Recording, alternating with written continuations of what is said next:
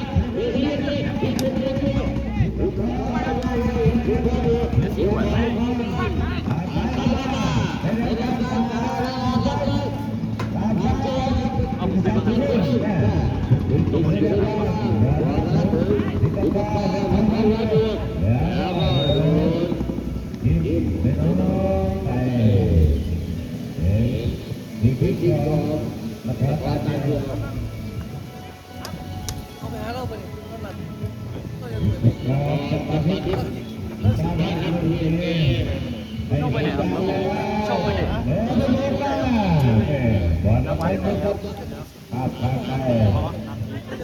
บอลก็อีจะเลยเล่นบอลขึ้นมาใหม่ครับเป็นจังหวะหน้าโชคก็ได้คือไม่พอให้ต้องพูดทำตัวมาดีอ้าวถึงจะคว้าจังหวะได้ครับว่าอะไรนี่แต่สำหรับหนึ่งผู้รักษาประตูไอ้จังหวะหน้ายังติดจะขอตามเดียวให้ขอประเถิดการเชื่อสาวาเลยสาวาเลยนะติดสิบกว่าได้เลยหมายเลยนะไอ้สักคนเลยจ่ายเลย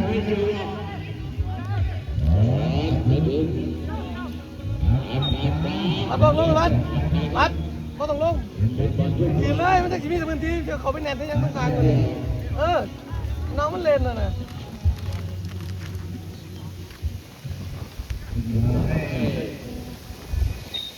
มาต่อทีเลย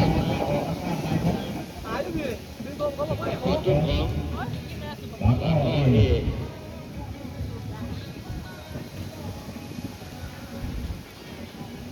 พี่แม่ผมว่างแม่ไปยุ่งยังต้องโค้งนี่นะพี่แม่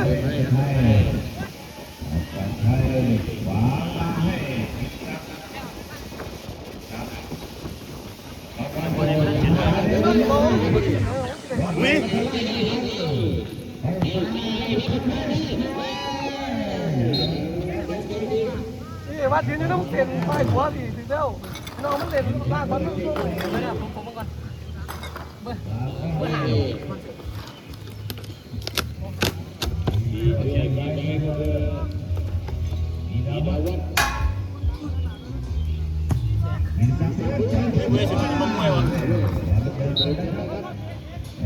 ้ไปไหนผู้ใส่กุฏิไปเรื่อ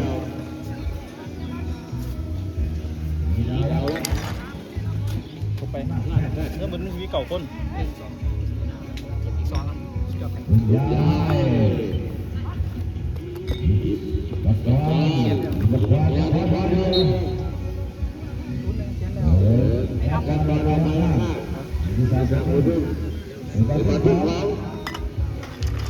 เอาคนนับอ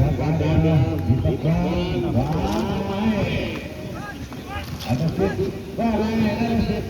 ยังไม่ผ่านอาจจะใช่อาจจะใช่อาจจะไปดีแล้วไปมาเลยว่ามันลุกไปครับออกด้านหลังได้นี่ไงโอเคผู้ใส่กับผู้นายทะเลหนามด้วยเนาะไอ้เยาว่าไอ้สัตว์ไปรักษาช่วยพี่อาจจะออกเสือขี้ลายยังไงเด้อเปลี่ยนสีแดงอีกแล้วเสือไม่ดีหรอกบีซีเทโร่เนี่ยแบกของไปหาเลยผู้นายใครผมมาพิมพ์ไล่ไหมมันสั่นคือคอยทุ่นไอ้เลยส่งหาสีแล้วมันใช่โดนแต่เห็นไอ้องค์กรได้ไหมมันเป็น ABT จริงๆนะแต่ว่าของเสียเฟมมันเห็นอายุเราอยู่แล้วกด10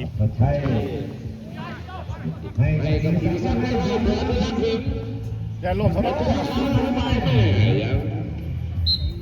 ยังอ่อนสู้ครับเทศการเราข้ามไปแล้วก็ทุก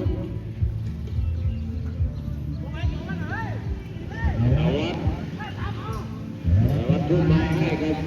อิทธิสารกินอะไรบ้างเอาไว้ได้รับขึ้นเลยครับ2-1แซกไปเอากับตันออกมาไปยิงจะเข้าเลยดูเอาจักลูกก็หนึ่งมันเลยข้อหาเดี๋ยวยังไงพี่เนี่ยคนไปเอาอะไรตลอดเอาอะไรตลอดผมก็ปล่อยเข้าดอกเป้าปล่อยเข้าเลยเอาทำลายร่างกายเมื่อกี้เขาไม่ได้เขียนโทษเลยพี่เขาไม่ได้เขียนโทษเลยพี่เขาไม่ได้เขียนโทษเลยเฟียมเขาไม่ได้เขียนโทษอีกเขาไม่ได้เขียนโทษ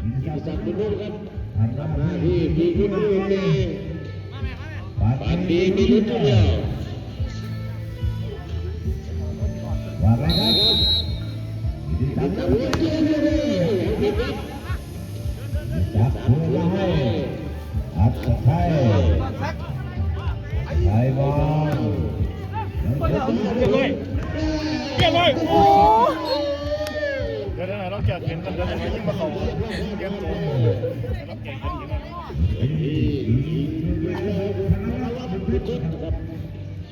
แล้วประชาความมาเป็นวัชระพัฒโตซักตามต่อเข้าไปบอลที่ทันใจพยายามได้บอลเดียวจะให้มาสั้น สวยใหญ่องศกรดาวเอ้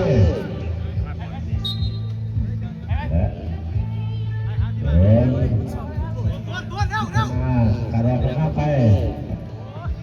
นักเสียบลูกไปให้กับธีราวัฒน์คือยังไปบำบัดมากเลยแดงของดาวเอ้การช่วยไปก็ ปัญหาเขาไม่ได้ตีว่าหลายเคียงนี่ว่าก็คอยได้ฟิตไงไม่ได้ไปคอยแต่ว่าเมื่อพ่อเนี่ยผมเองก็คือเย็นเยอะวัดไม่วัดไม่วัดนี่เส้นหรือไม่วัดเฮ้ย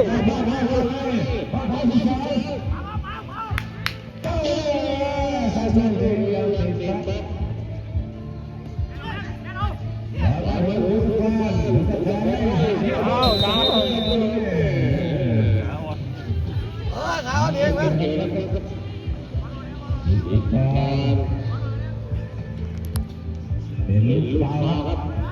ปัดบอกว่าเราก็เลยเล่นเซนอยู่เนี่ยแหมมายืนอยู่เสาอีกแหมพอมายืนรอบๆอยู่เนี่ยมายืนอยู่ที่เสาอีกแหมไม่ควงทั้งพี่ดึงออกมาจังเลยดึงมาทำพี่มัดยืนอยู่เสานี่แหมคนละเสาเลยก็ได้นะแม่เขาก็แล้วตัวนึงอันจะคล้องกับมันไหมไ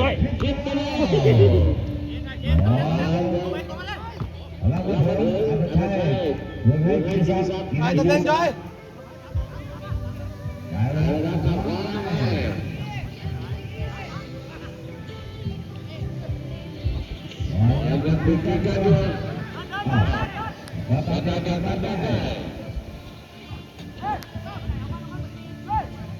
กินสัตว์ได้ไหมกินสัตว์ได้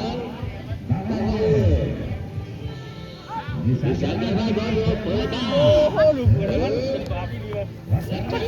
มาอะไรวะกินน้ำครับมันเปลี่ยนออ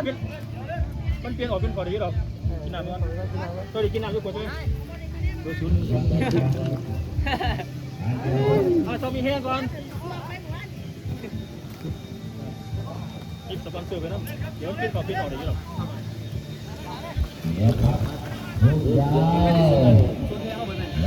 นี่ละหาป่วยหาขาล่างมาสายร่างกายมันไม่ตามที่คิดแล้วมันก็ว่ามันก็เสียเดี๋ยวจะคอยลงไปไหมปาให้พาด้วยลงมาใหม่พาด้วยเดินยาวดีแล้วเป็นยังไงให้กับเจ้าตามแม่จะตามรอเป็นเพื่อนเขาครับพาด้วยปัดตัดสเปย์ขวาไปให้อัศชัยทางข้างขวาอัศชัยมองซ้ายไปไม่ได้ขวากันคือไม่ได้แม่อยู่ราคาบ่เฮ้า เอาน้ำด้วยสปอนเซอร์เบอร์7เบอร์7เนาะ วันนี้ข้าไปเป็นกองที่กองอาเจียน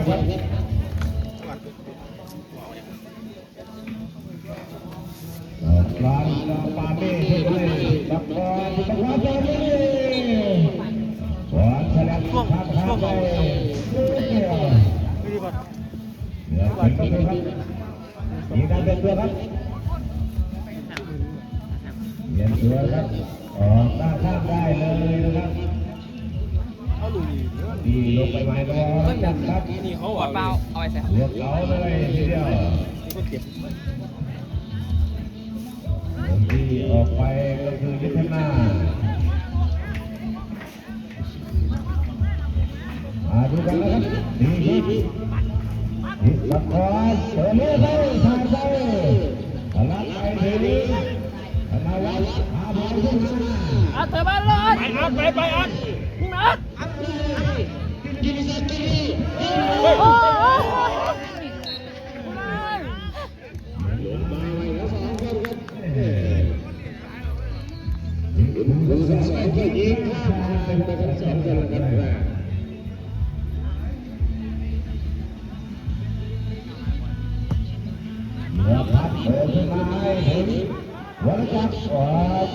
สอบเรียบร้อยระวังมืออาจจะใช้เฮ้ยจับไป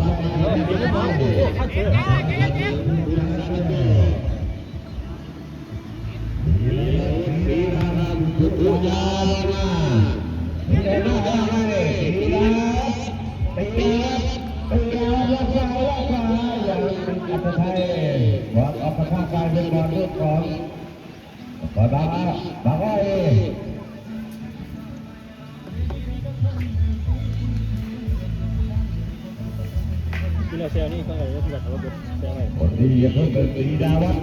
ทุกมาให้บอลจับสีดาวัฒน์ฮิตโดนไปแต่งตัวรอเถอะวะเห็นงานดีออกมาตีบอลกันเลยวะเอาได้อัดอัดจริงเลยเนี่ย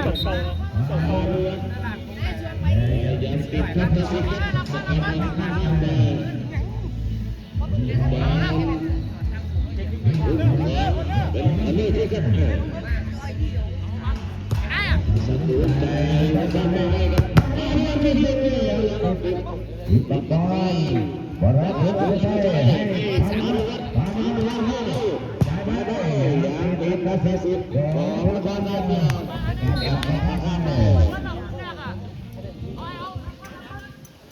เลยเที่ยวลุกแล้วอารมณ์ร้อนตามไปลากเลยเที่ยวเดินก้าวมองเดินเลยอย่าไปใช้ชุดให้ครับเอานะ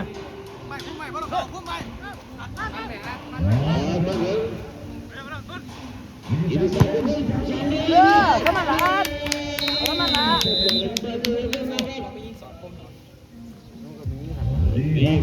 ขอเขาลุ้นไหน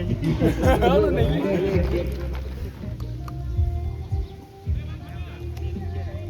สวยครับแต่ก็มีเราบ้างเปล่า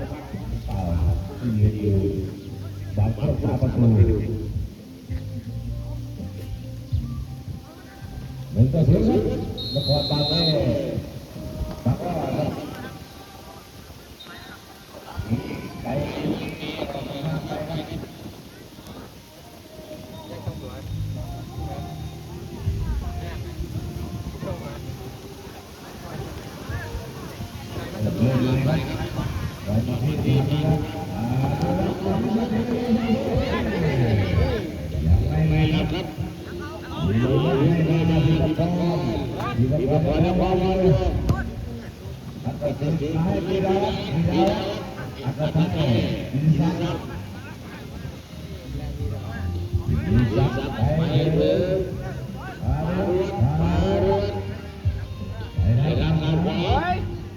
เอามาแล้ว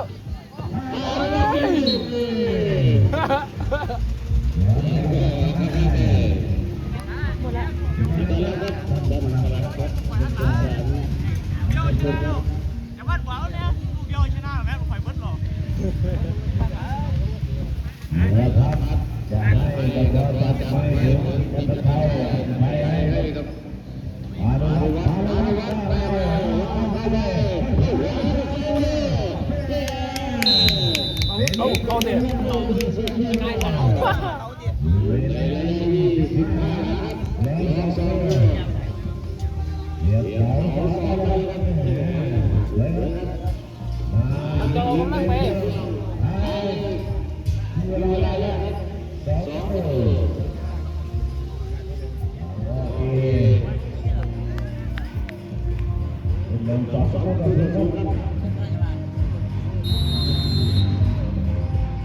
บอลจากพิกบอลออกก่อนครับ